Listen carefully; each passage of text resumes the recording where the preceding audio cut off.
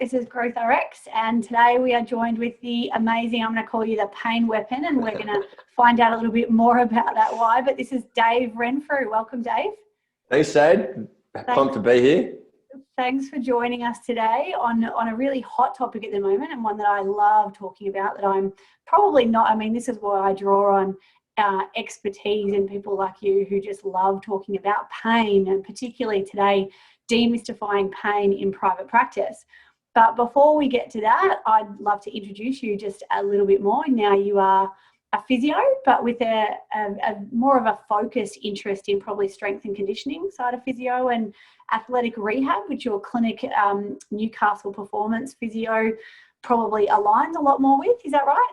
Yeah, for sure. Yeah, we try and use strength and conditioning principles with our rehabilitation is probably the best way to describe it, I guess. Yeah, and obviously a passionate leader in your industry, and also a dedicated educator, I would call. That you've got a lot of courses, which we're going to find out at the end. But why the pain weapon? Tell us first. Where did that come from? It's a long story, but it's a funny story. We're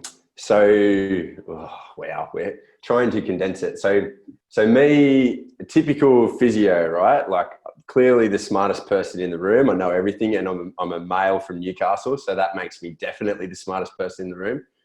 I went, all right, I'm a pretty good physio. Let's just crack on with making our own clinic, because you're good at this, you'll be good at that too.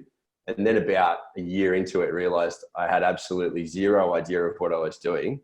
And I had one of two choices: it was either pack it in and go and flip burgers at McDonald's, or learn how to do it better. So I engaged with some business coaches, and that was the Clinic Mastery Boys. And via them met the holy trinity of the I Move You. I'm going to try and, I can't think of a funny word that I can. Mick and AZ and Flinny, and having worked with those guys and sort of realized not just how to run a business, but funnily enough, like what I actually want to do with my life. Funnily, like really strange for me that process was what came out of it. And then they asked me to write an email to another physio who was a bit on the fence about whether he needed it. And I wrote this, like, don't ever ask me to write an email it was stream of consciousness, expletive laden, just try to get that process, like that thought process, down on paper. And I'd never done it before. So I just went ballistic, and it sort of made me realize like I am good at what I do, and I value what I do and my place in healthcare, and I should be able to do it and be successful and have an impact and make a living and not be apologetic about it. And because I'm a bogan from Newcastle, weapon is in my vocabulary, as in, Jade's a bit of a weapon. She's pretty lethal. She goes a bit ballistic. She's forceful. And then, so the weapon came from that email, because it got passed around and everyone had a good laugh. And then I was talking to Mick Risk about, I'm like, this pain thing is a thing I can help other clinicians. What do you reckon I call it? And he said, well, it has to be the pain weapon, doesn't it? And I went, all right, done. So that's the short version of a very long story. Well, we're thrilled to have the pain weapon with us, and obviously hear you talking more about pain, and obviously just a little bit of alert that when you do get excited about things, you might drop a few. Best behaviour. I'm already practiced. Yeah. Okay. All right. That's okay. Just warning for those playing at home. So if you are watching at home, thank you very much. Hit us with some comments. I'll be watching some of the comments and add some questions in as we go through. But Dave's put together a bit of a presentation, but before we get to that, obviously we do love to highlight differing opinions and perspectives. There's a lot of those at the moment when it comes to pain, but more so we like to showcase great leadership, and I think you are leading the way in this pain space. What does leadership mean to you? Look, I knew you were going to ask me this, and it's in the same bag as that. Me realizing what, as a person who's going to build a business and, husband, father, like what I actually want my life to look like. So, and again, long story, like it's a as a kid and a teenager, I have these role models that I can pick out of my head clearly, and they had certain characteristics, like, and as a sort of nerdy, nervous kid, I sort of wanted to be most of these people rather than want to be me. I wanted to be them, and they all had certain characteristics. Like, if they just decided that we were going to do something, I wanted to be there and doing it with them. I didn't want to miss out.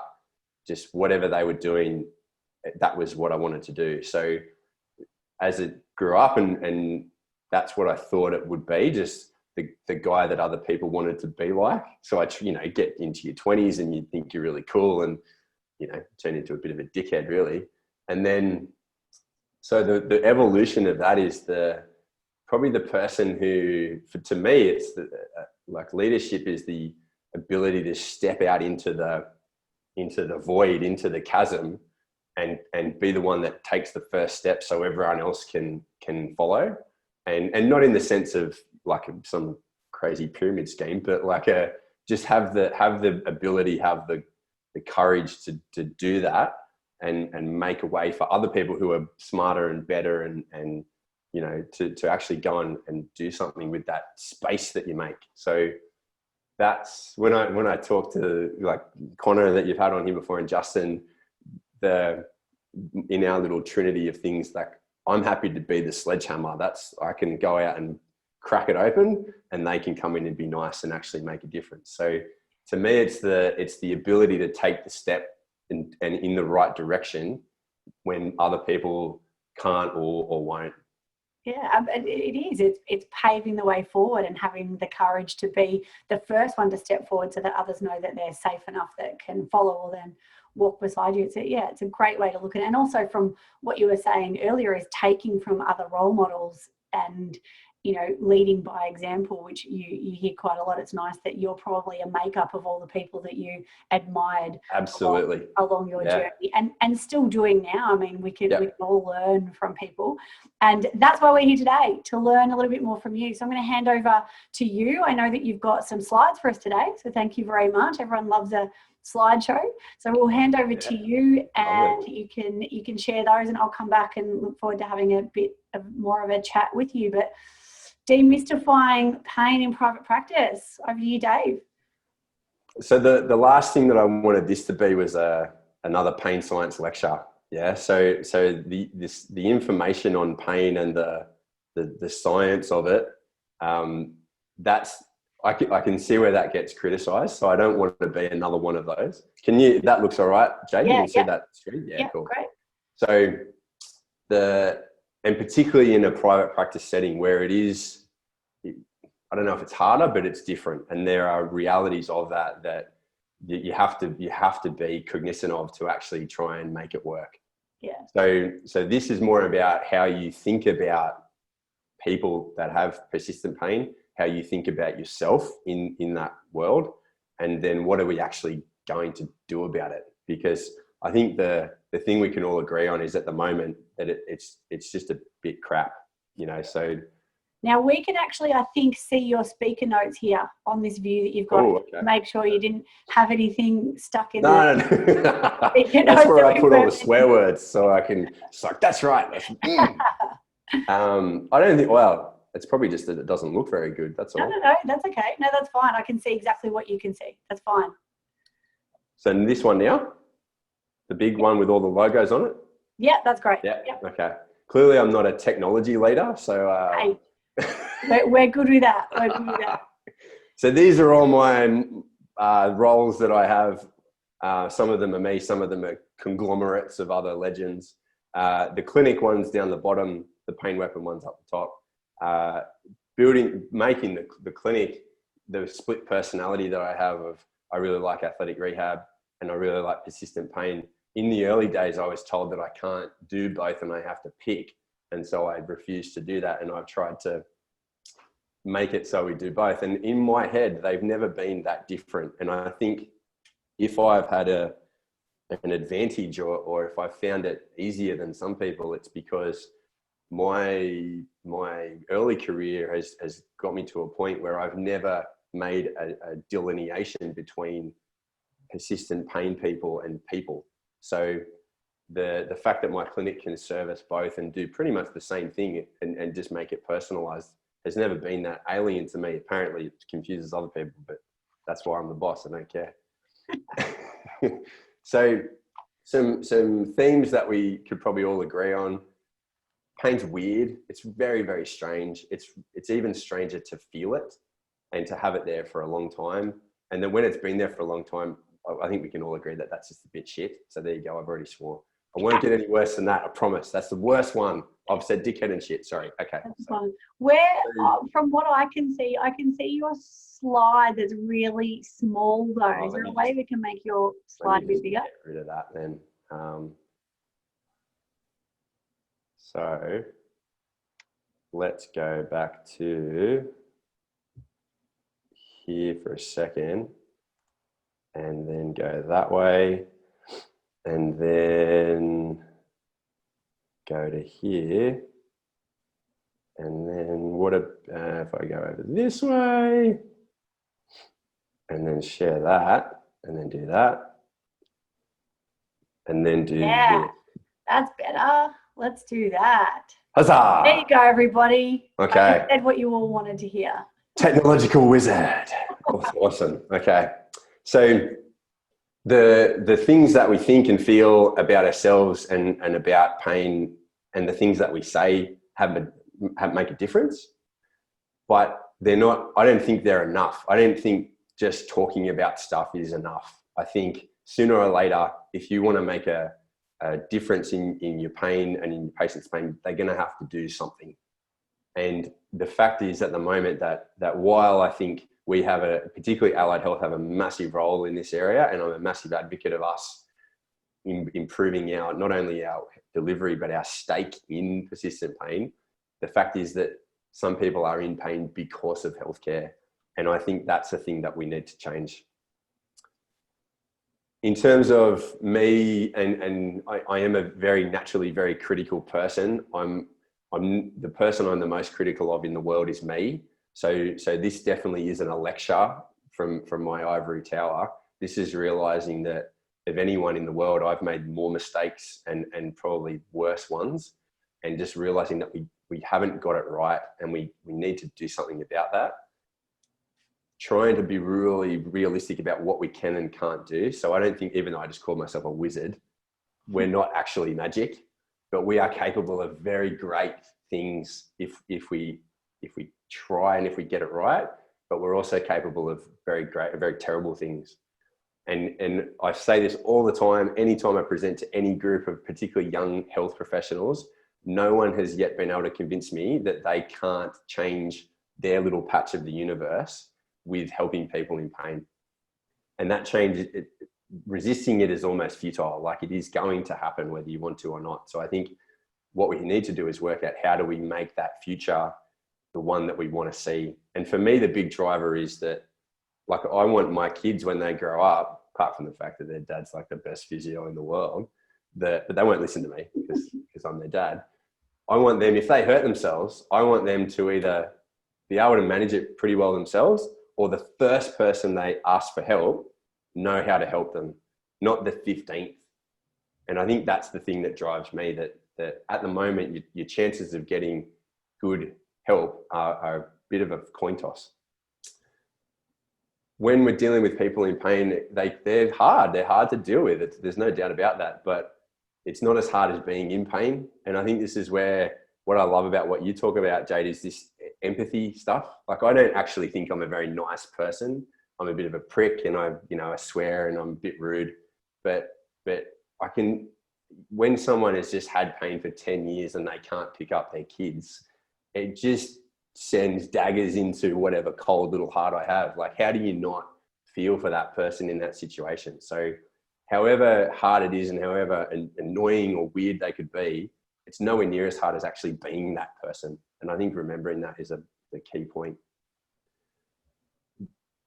Uni, health professional school, we're taught this problem, this solution, straight line, and put people in boxes and join dots. In reality, humans are galaxies, they're ecosystems. They have every interconnecting thing you could possibly imagine, both in the past, now, and in the future.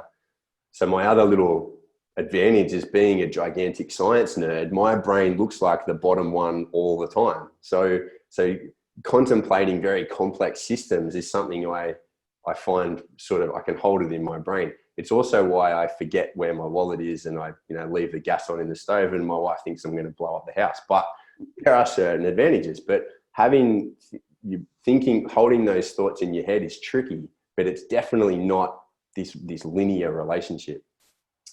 So we need to change how we think about pain. So classifications and labels and things are important, maybe from a research perspective and a communication between health professional perspective. But I don't know if we need to get more sciencey on pain. I think we need to get better at helping the people that have it, and they don't really care what it's called. It's their pain. They have this thing that means they're up all night and they can't go to work. They don't really care if it's nociceptive or nociplastic. And in fact, if you say that to them, they probably think you're an idiot. So getting more familiar with it is a good idea, but only because then it makes it easier for us to help people in pain. I hear a lot that with persistent pain, you should try and work on pain relief first. And I'm not saying you shouldn't. I just think it's really unreliable. And I think this is really important for young clinicians who feel bad about either being told that they can't do certain treatments because they're not good for people, or saying that they have to do these treatments because they'll relieve pain. Sometimes it's neither. Sometimes people are in pain for a long time and it's hard and crap, and you've got to help them for ages, and it hurts for ages. That happens.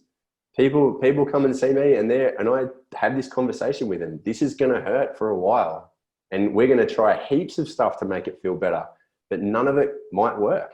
It might all suck, and that's a bit of a shit conversation. So it's fair enough to want to avoid it, but I think it's important to not feel inadequate just because you either can't relieve this very complicated pain, or because of other things that you might try and do.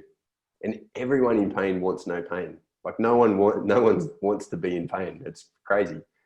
But pain relief, I don't think, is enough. I think when it becomes persistent and chronic, it's the fact that they're missing out on their life, and what that conversation is what's going to connect you with them. And if you can help them get their life back, then you're a winner. So this is, particularly at the start, this comes down to how you communicate with people. So trying to understand where they are, understand where they've come from, empathize with their situation, get their story off them. The classic person that's been in pain for a long time has seen 6 health professionals. They felt dismissed by all of them, ignored, told that it's in their head, whatever. They want to tell their story, and they want you to understand their point of view. And I don't think you can help them unless you do. So, and again, resist the temptation to, this is me as a young health professional. It's like, I know all about this. I'll interrupt you now and I'm going to tell you all about pain science. Who cares? So you have to know where they are first, and then you apply what you know to them, not get them and bring them over to where you are and show them how smart you are. In private practice, there are time constraints and money factors, and people are paying for the service. There is a school of thought that persistent pain can't occur or can't be treated effectively in private practice. And I think we need to delineate those subsets a little bit more. The amount of people in the community that aren't crazy, they don't have all sorts of other, potentially hospitalizing conditions, but they've had pain. So for more than 3 months, that's all chronic means. They've just had pain for more than 3 months. The amount of very normal people who are in the community living with pain is massive. So yes, I think personally, there needs to be a public system that helps very low socioeconomic, very complex, very much lifestyle, behavior, comorbidity, the whole sort of,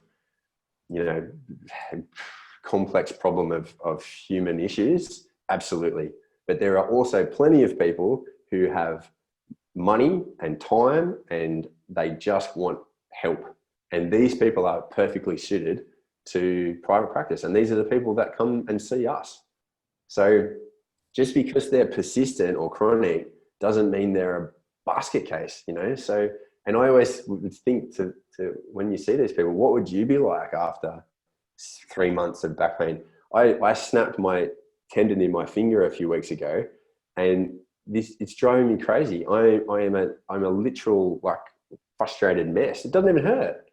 Imagine if you had back pain for 5 years.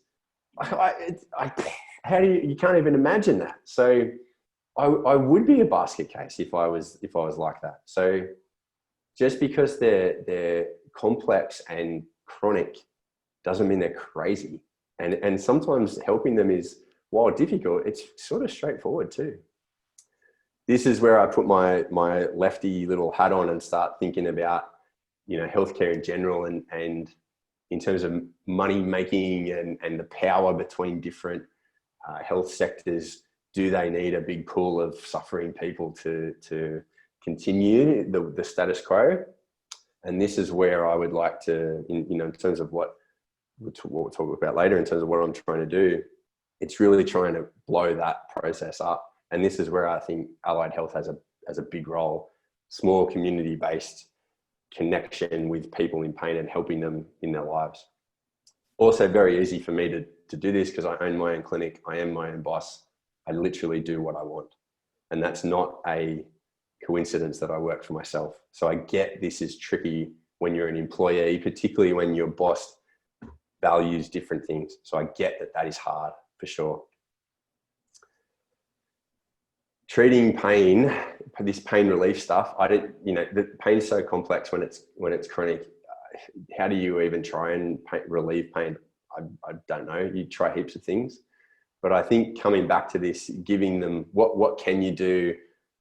You know, giving them back stuff, getting more rather than less. This idea of increasing their capacity and increasing their involvement in their life, you can't ignore it. You can't only talk about removing things like pain. You have to talk about more life. And it's a hard process. So in your communication and in your assessment process, you have to know what makes them tick. Why do they need to get better? What is it about their, my favorite question is, if it didn't hurt so much, what would you do? And it's just like some people haven't even thought about what they can do without pain. It's so consuming. So that conversation about what their life looks like if it didn't hurt is a really powerful one. Take this one and absorb it. I'm not having a crack at anyone individually. I'm in this one as well. So this is the studies down the bottom. This is the whole back pain gets better on its own, so let's not treat it argument, right? And it's true. Most back pain gets better on its own over a certain amount of weeks. There's no doubt about that. You add any treatment apart from the ones listed on the right there to that curve, and it makes absolutely no difference. But if you reverse that and give people no advice, activity, reassurance, no contact with health professionals, they don't get better as fast. So this is this argument that's like, well, if nothing works, do whatever you want, or you can't prove that it doesn't work. It's not about that. It's more about the fact that what we do has very, very great effects, particularly when someone is in a lot of pain. But what we do is not as important as how we do it. I don't care what type of treatment other health professionals do. What I care about is their interaction with that person and what is coming out of their mouth. You can make any interaction, any treatment that you want to do much, much better by improving how you're explaining how it works. And it's all about where the power sits. It's their pain and their life and their problem. They have to have some control over it. It can't all be about you and how fantastic you are. And this is where so me as pain science warrior, BPS, what else have I been called? There's a few, I can't remember. There was a really good one. I can't remember what it was. These insults that get thrown out because I'm modern pain science, blah, blah, blah. So Painsplaining, it's like mansplaining, but in pain. So just giving people information about the science of pain isn't going to help them. That will help clinicians get better at explaining someone's situation to them. But neuroscience isn't a treatment. Neuroscience is just a science. So if you're a nerd and you like it, you can read about it, but you have to be able to communicate that to the people that are in pain. And it's their pain. They don't give a crap about pain over there. The amount of times someone said to me, yeah, that's all well and good, but I'm in real pain. What about me? I'm like, I just told you. But what I didn't tell them is, what about their pain? I told them about pain in general, and that's different. They have to understand it has to be centered in them. And this is where the sort of the uncertainty of things creeps in. So we like to be certain. We like to give patients certainty. We like to seem very confident. I just think we pick the wrong things.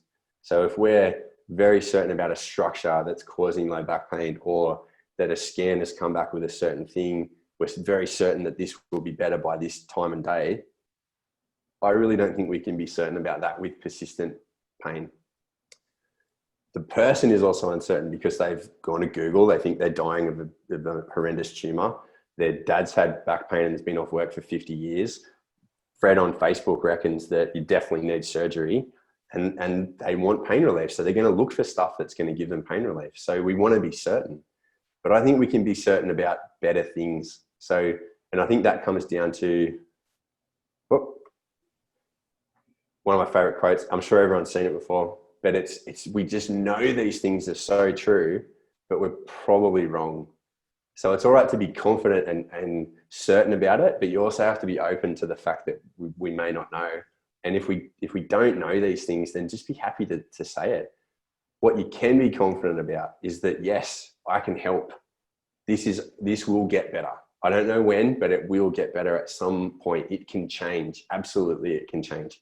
It's very safe for you to go and do X, Y, Z that you really want to do. You're not going to break it. Yeah. And how much you do it is completely up to you, because you're the one that has to feel it. And I can help you work that out, and this will get better. So I am bang on certain about the fact that I can help the people that I can help, but I just don't pretend to know shit that I don't know. So how do we get better? Being critical is not being negative, right? So being critical is just being ruthless about how well do we know what we think we know, and always trying to improve it. Asking questions like how do you know that is a fair question. Evidence helps. I won't get too much into evidence-based practice and stuff, but we need to have an external reference point to check if we're right. Otherwise our brains just plays tricks on us. And all the time being just, how can we ever be sure that, like, think even 50 years ago, what people were sure that was right. They were absolutely certain. Last year, we would have been certain that this gigantic virus there's no way it could come and wipe out a huge amount of people and lock everyone down for months. No chance. 12 months later, boom. So how can you ever be 100% certain of anything? So being open to change your mind. And this is what I live my life by. I just don't pretend to know shit I don't know. This is always in my head. So this isn't my advice to you. This is my little personal work, mantra. It's got nothing to do with me. No one cares about how smart I am except me and maybe my mum. It's not about me at all. It's about them. My anti-value, so the be a weapon thing, is in my clinic, but really the things that drives me is don't be shit. Like, I have a tendency to be, selfish and lazy and whinge about stuff that's not even a big problem. Like, don't be shit is always in my head. Don't pretend to know what you don't know. Rehab needs to be fun, particularly when people are in pain. Why can't it be fun? Like, just put the music on, be up and, happy to see them. Let's be confident and optimistic, because humans can adapt to literally anything. So where does all this cynicism come from? And even though it's hard, and there probably are easier things that you could attack and you could push into, it's absolutely worth it. You change one person's life by helping them with their pain, that echoes through their community and through generations. We know that persistent pain problems last through generations. So changing one person can change an entire mini ecosystem. So it's absolutely worth it. So story time. Telling stories is one of my favorite things to do. And this is where I think in terms of pain science, this is what you want to try and think of. Telling them analogies that make sense in simple ways. These are all stories that I have either invented, borrowed, stolen, or just came up with after watching probably science fiction movies, let's face it. And I've told to people. So they're all different. I went through and I've posted these on the Pain Weapon Instagram account. So they're all there. There are other ones that I come up with on the spur of the moment.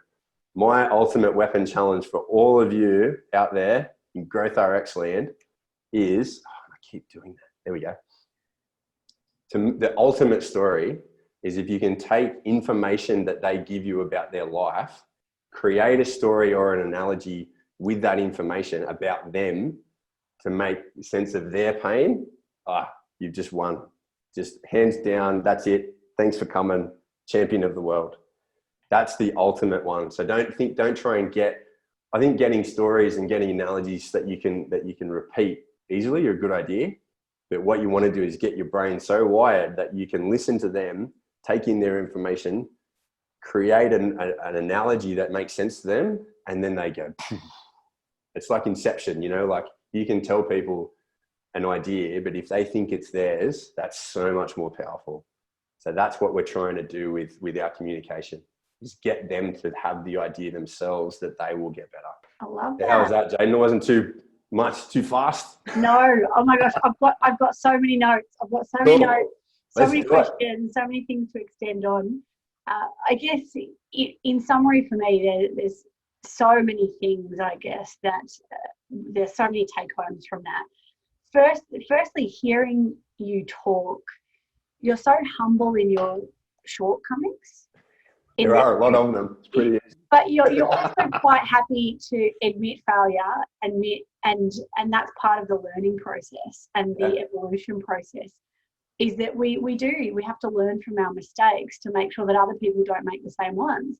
And I think you do that a lot. So I love that you tie in a lot of what you do and a lot of what you teach based upon your own experiences. But there was a couple, and if I kind of refer back to my notes, a lot of the common thread that I hear through here is inspiring not only graduates when they're teaching, when you're talking to them about pain and dealing with their patients with pain, but you're also inspiring the patient and you're also making it a part of them, which is, I love what you said about the storytelling at the end. I call that story RX, a prescription that is a story, because if you can spin that back into an analogy and refer it back to them, firstly, the person feels heard.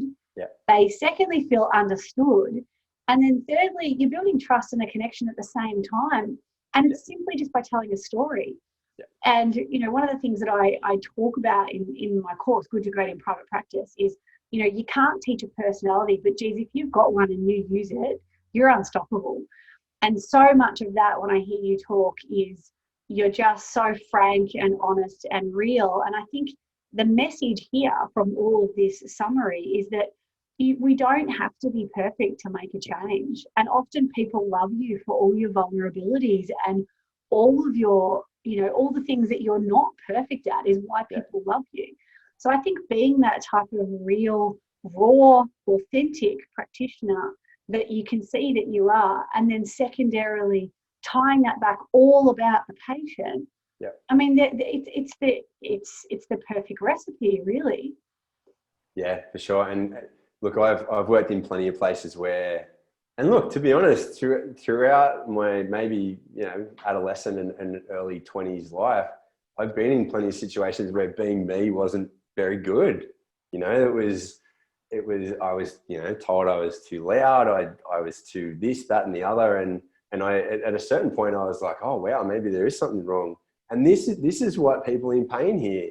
They hear that it's their fault. There's something wrong with you.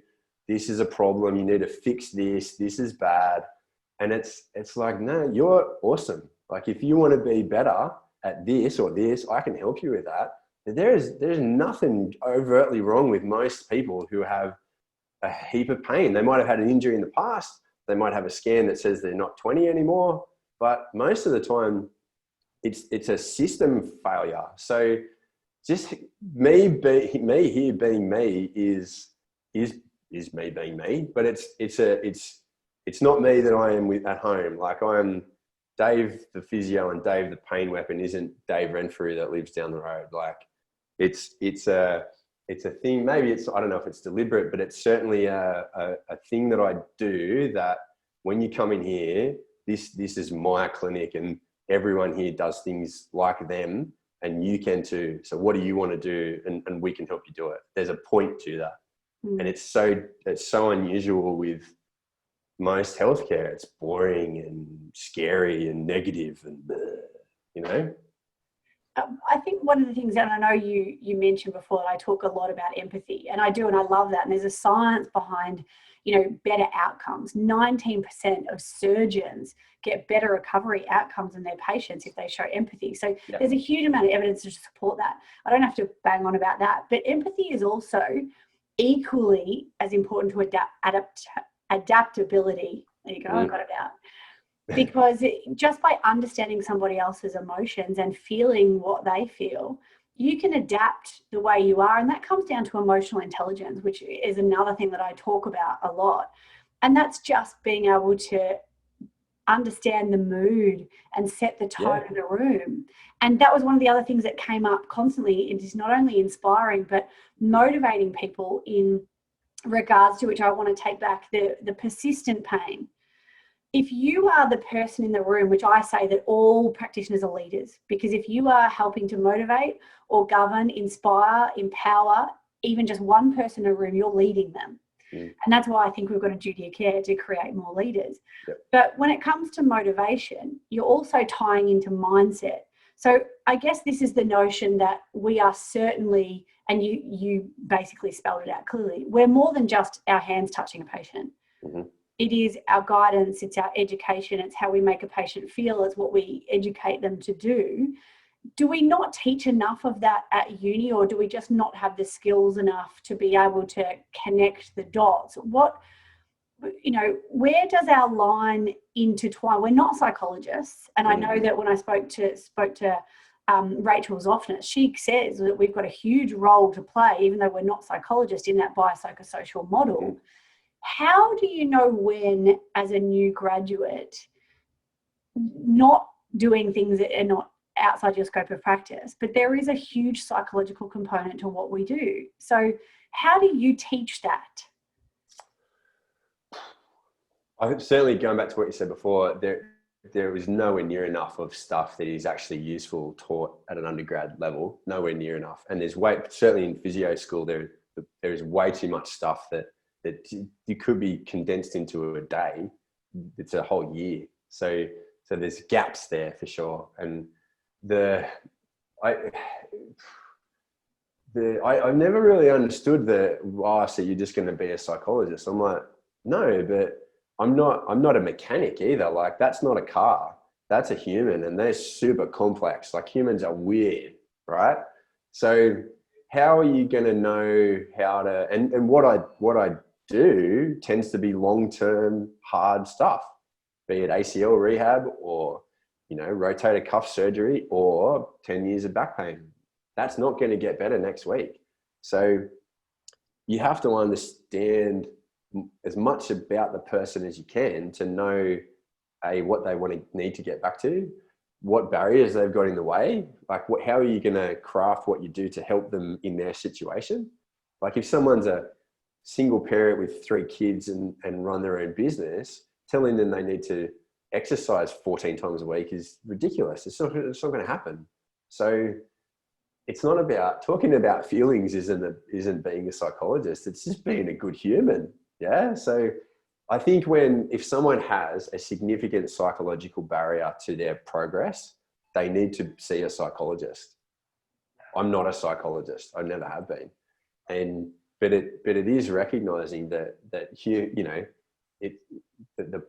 human has the problem. It might be their knee or their back or whatever, but it's their problem. So you're just talking to them about their problem.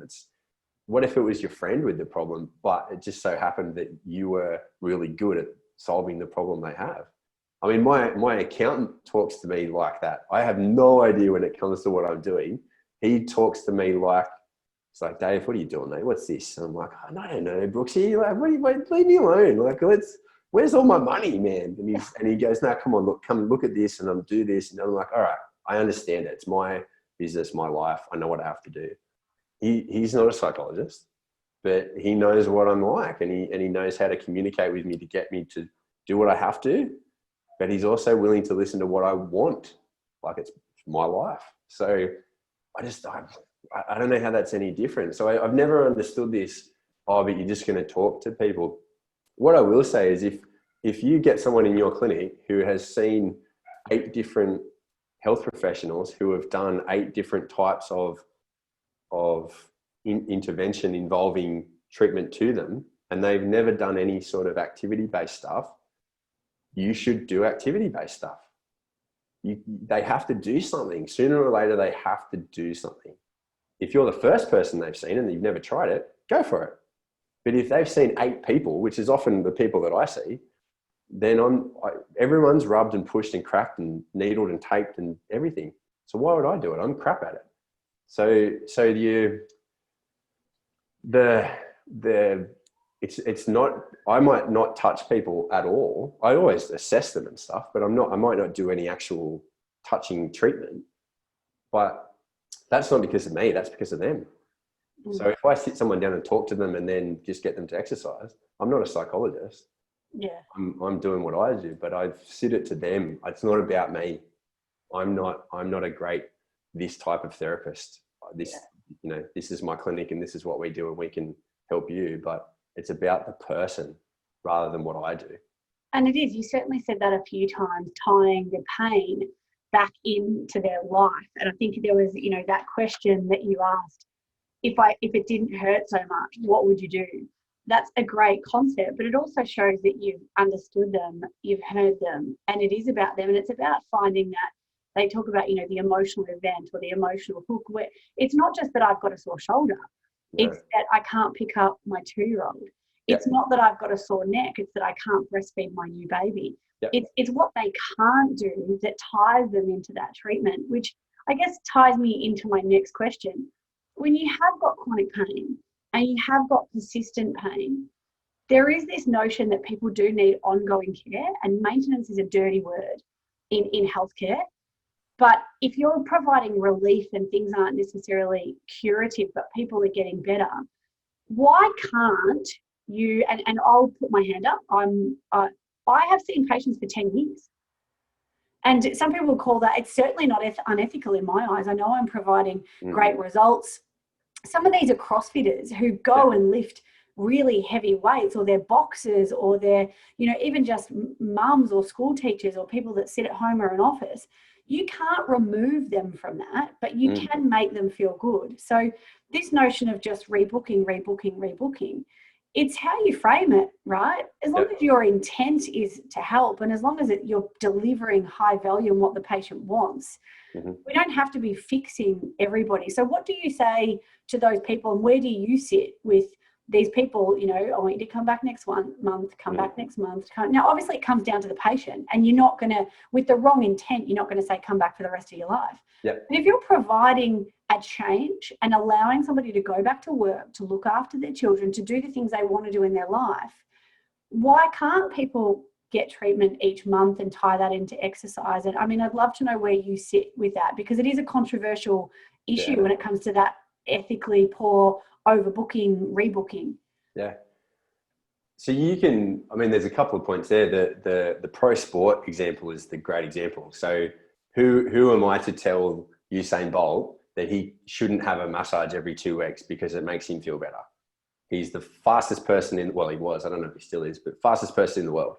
Clearly very good at what he does. He thinks that's good for him. Who am I to tell him otherwise? So why is Gladys down the street, why is she any different just because she's not a pro athlete? If she wants that because it makes her feel better, then go for it. So is it about the therapist telling them you need to because I put you back together? Or is it about the person going, this is part of my life routine, I value it, I want it, I can pay for it. So who, I just find that so arrogant that someone could tell someone you can't do that with your life. So it's easy for me because I don't really do any of that stuff. I'm not good at it, and but the difference is I don't market that I do either. So if someone wants a massage and they ring here, I send them to my massage friend down the road. If someone wants their back adjusted and they ring here, I send them to my osteopath friend down the road. I don't treat people that I don't treat. So this is my clinic. I've built it the way that I want to, and people who identify with how I do things will come here because they want what I've got.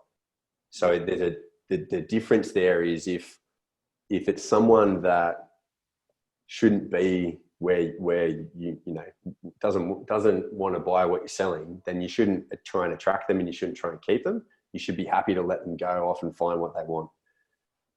If they get to a point where there's this sort of, they're doing pretty well, but they like the point of contact. If it's them and they don't actually want to get any better, like my clinic is sort of based on the premise that everyone wants to get better to a certain point and then they're good.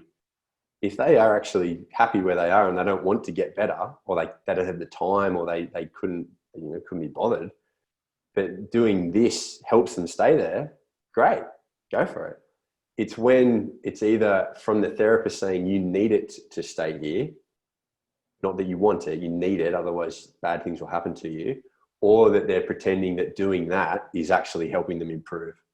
That's where I would draw the line. If again, pretending to know shit you don't know, like if you can't do what you're saying you can do, then I think that's unethical. And if you're saying it to people who don't want that, I think that's unethical. But you can do that with exercise just as much as any other treatment. And I mean, what's coaching, you know? So someone who finishes rehab with us but wants us to help them with their performance, we normally send them to strength and conditioning coaches in their area. But if they like us and prefer us, and we see them every 6 weeks, what's the difference? They want what we have, and we see them regularly for support, troubleshooting, a bit of advice, and treatment. Yeah. What we put in that treatment is what we do, but how is that any different? And I think, you know, in osteo in particular, there's this notion that after those 3 to 6 visits, by, you know, getting those patients to come back consistently, even though that you are benefiting them, there's that real resistance or an assumption that you're just out kind of for a bit of a money grab, which I won't revisit because Mick and I talked about that last year. But it's just really nice to hear different perspectives on the fact that it is okay, as long as you're delivering high quality care that a patient is really receptive of, to see ongoing patients. At the end of the day, I don't think, you know, from all the practitioners that I talk to, nobody ever wants to spend 15 years of their life seeing new patients every 3 days. Firstly, it's not a sustainable business. But secondly, half the reason why, and I'm sure you'll agree, we love what we do, is because we get to know our patients. They get to know us. And you look at your list for the day and you're like, oh, Kathy's in, Jenny's in, Barry's in. You know, that's what I love. And you don't get that if you don't have these relationships. And people also, when you're trying to build those connections, and when it does become beyond pain and beyond musculoskeletal growth and improvement and relief, you have to have the relationship to be able to help, or people are half done anyway. So, you know, that emotional connection that you talk about that I love, whether it's exercise, strength conditioning, hands-on treatment, shockwave machines, you know, you name it. I think it's so consistent amongst all of us. And so looking, my last bit of my notes here that I've got written, that the Painsplaining that you were talking about. I want to know, for the people out there watching, and I want to hear it from the pain weapon. You explain pain all the time. You tell stories all the time. I want to know your analogy for pain. How do you describe the physiology, neurology behind pain? See, I'm going to be really annoying and sort of subvert your question so I don't have to answer it. So I don't honestly believe they try. So the IASP comes out with a definition and they try and update it and they try and nail it. And every time, so they've just brought out a new definition and they tweaked a couple of words. And this group of people go, oh, finally, thank you. They finally put that word in. And this group of people go, this is ridiculous. How could you possibly classify pain like that? Or the whole debate about whether it's a sensation or a perception.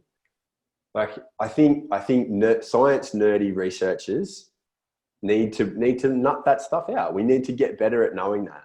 But the person in pain does not give a shit. So the way I explain pain is dependent on the person I'm explaining it to. Yeah. So you cannot possibly explain pain effectively unless you know about the person who's feeling it. Because every single pain presentation is different, because every single human is different. So you can't nail it into a box, because it's a galaxy. Like, it's literally that many things that influence it. You cannot possibly try and, it's like how would you define desire or faith or you know, like, how would you explain these things that humans experience that mean something and are linked to their identity? How could you put that into words? Like, it's just, well, it is. It's so subjective. And I had an amazing clinician called Dr. Good back when I was going through the student clinic. That was his name, Dr. Good. good name. And he said, if you want to define pain, the definition of pain is exactly what somebody says it is. 100%. Yeah. And, you know, I guess that's exactly what it is. So realistically, and this is the thing, you see so often so many people trying to actually put it into a box, when literally as soon as we realize that we can't, and it is subjective, and that we can't define it other than what the person tells it is to them, then as soon as we understand that, I think then it creates so much more opportunity, and it removes assumption. Yeah. Because if you assume somebody to be a 5 out of 10, and yet in their head they're like a 9 out of 10, I'm in agony. Or, you know, you talk to some other patients where you think, oh my gosh, how can they be, you know, I watched, if anyone's seen this, the newest Grand Designs. I don't know if anyone out there loves Grand Designs, but we love Grand Designs. And there was this. You're not including me in that, are you there, Jade? No, I'm not. We as in my husband. But the latest, and I was watching it with fascination. So the latest episode was this guy. He was totally driven. He was part of the elite sleeper group. He only slept 2 hours a night. And he had 3 bulging discs in his back from a car accident. But he single-handedly built this house on his own. And, you know, when you look at him, you think, oh my gosh, what he's going through. Some people wouldn't even be able to get out of bed. Yeah. And yet he's gone and built an entire house. You could see him getting his nerves burnt in the series. The whole thing followed him through this horrible pain and building this wonderful house. And at the end, he just cried because of this great life achievement. I thought it's such a good documentary to watch for pain. Yeah. Not even Grand Designs. It was a pain documentary to me, to what you can achieve when your mindset overrides how you actually respond to pain as well. So the meaning of completing that house overrode anything to do with, you know, protection, pain, future injury, anything like that. It doesn't matter, you know. And again, like, that's his choice. It's his life. And I think that concept really freaks out younger clinicians. Like, university teaches them to be certain about structures and patterns and tests. And then they, certainly when they come in here, I pretty much just pull the rug out from underneath them and go, no, don't know. Yeah. So but that's always, not always, but it's often seen as a negative thing. It's like, well, what do I do now? And that's the opportunity. Like you said, that should be why everyone should be as recklessly optimistic about pain and the future of it as I am, is because there's so much opportunity there to change. Humans are so adaptable to so many different things. So how could we not be optimistic about it and excited about it? So that's a great example of exactly that, you know? Yeah. And I think, you know, our role is beyond that of the therapist, as we said before. It's about being an educator and also just a guide. Just as you showed with that table, to guide somebody through the process of gradually getting better over time. Yep. We've got that duty of care to understand that we are beyond just the value of our hands touching someone. Yeah. And I think we should value that too. You know, that's missing from so many people's stories, and it is super valuable for sure. Yeah. And it's really nice to hear. I think we do need to talk about it more, that we learn all of these technical skills at uni, and whilst great practitioners are technically brilliant, 80% of what we do is not anything to do with when we actually place our hands on a patient. It's about communication and connection and all those sorts of things that all these great leaders are talking about at the moment. So how can we hear more about your courses? Do you want to tell us a bit more? You've got the Future Health Network as well, and you've run some courses in pains. I'm not going to say pain science because that it's sort of the how do we translate that to what we actually do? So we talk about pain science, but we also talk about programming, exercise prescription, collaborating as health and fitness professionals. We talk about thinking, communicating. It's how do we translate what we know to get better at what we do. So I'm about to Connor, Justin and I have just done we had a course in Sydney that we've canned for the year. We're going to redo it next year. We've done an online version for those people who had tickets. And then we're about to put more and more stuff online. So the Future Health Network group is probably the best place to get that. Yeah, and there's a Facebook group for that as well. Yeah, Facebook group for that and the page. But the group is probably where most of the stuff is. My own rantings and ravings, expletive laden, are on Instagram and Facebook at the Pain Weapon. And if any young clinician or old clinician is out there and wants to ask me questions, and again, I'm not an expert. It's more the fact that I've probably made all your mistakes before, so I can maybe tell you what not to do because I did it. Like, it's not that I know everything. I really understand how little I actually know. So, but what I can help do is navigate the process, and I'm more than happy to be contacted and have my brain picked.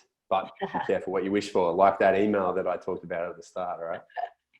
Thank you. And that's one of the things that it makes me so proud in talking to people like yourself and other people leading the way just in healthcare in every industry. It's just the generosity at the moment. We are in this beautiful space and time in life where social media and the online space connects us all, and people are delivering high quality free content. I mean, even just me talking to you today, no one's having to pay for this, no one's having to listen. You're giving up your time. It makes me so happy the direction that healthcare is taking, where we're opening up these conversations and people like you are saying, hey, come and pick my brain and all those sorts of things. So it's, I've loved having you on here. I love hearing different perspectives on pain. Your passion is just infectious for this. So I'll be certainly queuing up my guys to come and do that course next year when you get it going. But thank you so much. Thank you so much. No worries, Dad. Thanks for having me. Thank you.